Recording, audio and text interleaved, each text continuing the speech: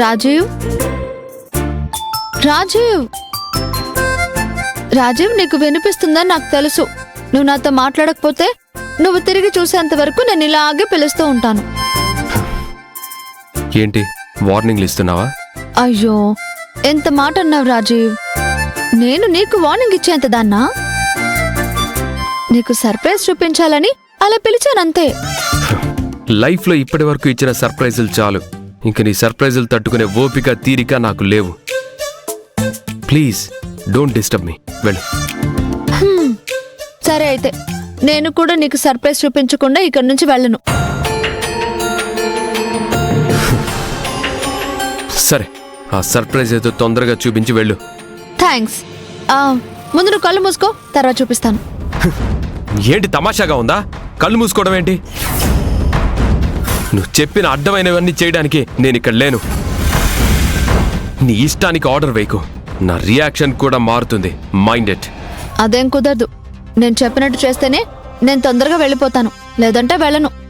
నేను చెప్పింది నువ్వు చెయ్యి, లేదంటే మెడబట్టి బయటికి గెంటేస్తాను.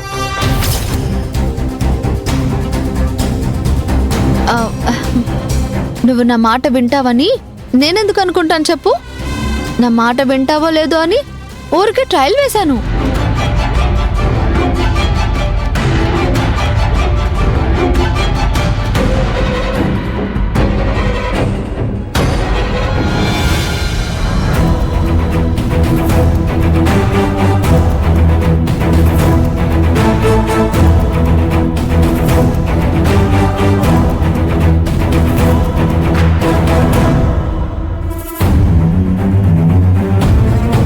Are you mad?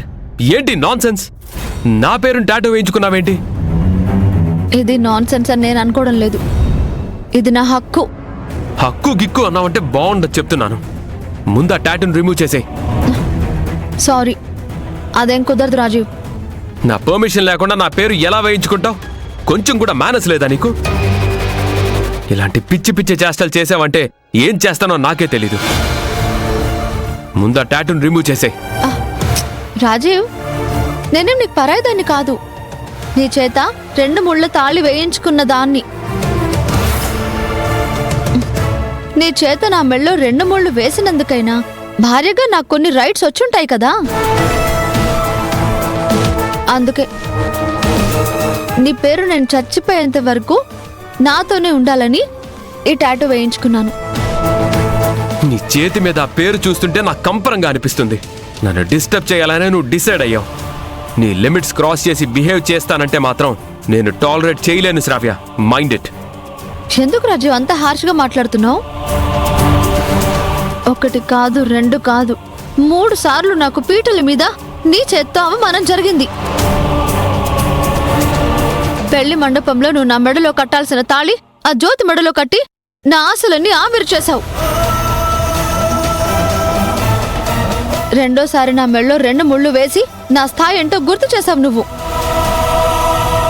మూడోసారి 16 రోజుల పండగ రోజు కోటి ఆశలతో పీటల మీద కూర్చుని ఈసారైనా నా మెడలో 3 ముళ్ళు పడతాయని ఎదురు చూసిన నాకు మళ్ళీ అన్యాయమే జరిగింది. మనిషి ఒక చోట మనసు ఒక చోట ఉన్నోడు నీ మెడలో ఎన్నిసార్లు తాళి కట్టాలని చూసినా నీకలాంటి నిరాశ ఎదురవుతుంది. ఆ మాత్రం అర్థం కాదా నీకు? నేను అర్థం చేసుకోలేను రాజీవ్. నేను నిన్ను గుడ్డిగా ప్రేమించేశాను. నా మనసు నీకు అర్పించేశాను. ఈ జన్మలో నువ్వే నా భర్తవని ఫిక్స్ అయిపోయాను. ఊరి వాళ్ళంతా మనిద్దరం భార్యాభర్తలం అనుకుంటున్నారు. కానీ నువ్వు మాత్రం 4 గోడల మధ్యలో నన్ను పరాయిదాన్ని చేసి నన్ను బాధ పెడుతున్నావు నువ్వు. ఇన్నిసార్లు నీ చేతిలో ఓడిపోయిన నా గురించి నువ్వొక్కసారైనా ఆలోచించావు రాజీవ్? నాకు జరిగిన అవమానం వేరే అమ్మాయికి జరుగుంటే ఈ పాటకెప్పుడో సూసైడ్ చేసుకుని తన చావుకి నువ్వే కారణమని సూసైడ్ నోట్లో రాసి చచ్చిపోయి ఉండేది. కానీ నేను మాత్రం నీ ప్రేమ కోసం, నీ మనసులో నా స్థానం కోసం 1000 కళ్ళతో ఎదురు చూస్తున్నాను రాజీవ్. నా జీవితం ఏమైపోతుందో నన్న ఆలోచన లేకుండా నువ్వు జ్యోతి మీద ప్రేమ చూపిస్తున్నావు. దానికి నీ మనసులో స్థానం ఇచ్చావు. కానీ నాకు మాత్రం కనీసం చేతి మీద నీ పేరు రాసుకునే అర్హత కూడా ఇవ్వలేకపోతున్నావు. ఇదెంతవరకు కరెక్ట్ రాజీవ్?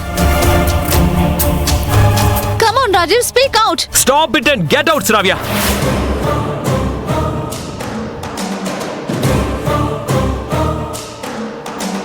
ఇక్కడ నుండి నువ్వు వెళ్ళలేదంటే నేనేం చేస్తానో నాకే తెలీదు. Cool down Rajiv. అరిచి నా నోరు మూయించగలవేమో కానీ నా మనసులో నీ మీద ఉన్న ప్రేమని మాత్రం కాదు. ఇప్పుడు నా చేతి మీద నీ పేరుంది.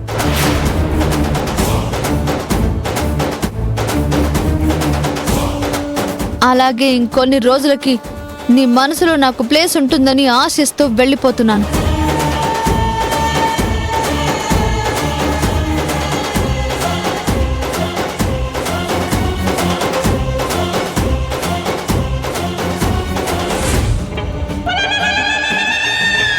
రాజీవ్కి రోజు రోజుకి నా మీద కోపం, జ్యోతి మీద ప్రేమ ఎక్కువ అవుతుంది.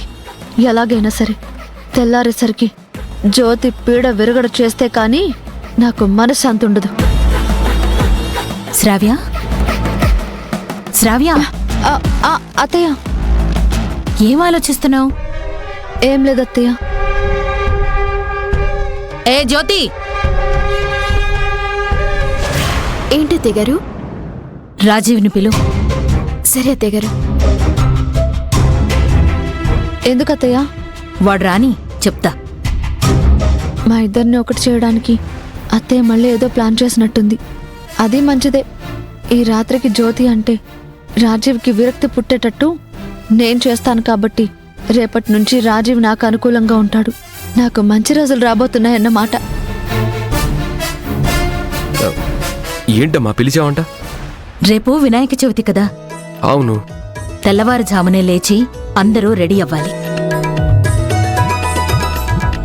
వినాయకుడి విగ్రహం తెచ్చి 9:30 కల్లా పూజ చేయాలి. సరే అమ్మా. దేని గురించా? నేను ఇంకేదో ఊహించుకున్నానే. జ్యోతి, పూజకి ముందే వంటంతా పూర్తి చెయ్యి. ప్రసాదాలు కూడా చెయ్యి. వినాయకుడి వ్రతం కాగానే స్వామివారికి నైవేద్యం సమర్పించాలి. సరిగ్గా విన్నావా? వినాయకుడి విగ్రహం, పువ్వులు, పండ్లు నువ్వే తేవాలి. నువ్వే వంట చేయాలి. ఇవన్నీ 9:30 లోపలే జరగాలి. అర్థమైందా? జ్యోతి, పొద్దున్నే మనిద్దరం కలిసి వెళ్ళి విగ్రహంతో పాటు అన్నీ తీసుకొద్దాం. నువ్వు వంట పూర్తి చేసేలోపు పూజ కోసం నేను అన్నీ అరేంజ్ చేస్తాను.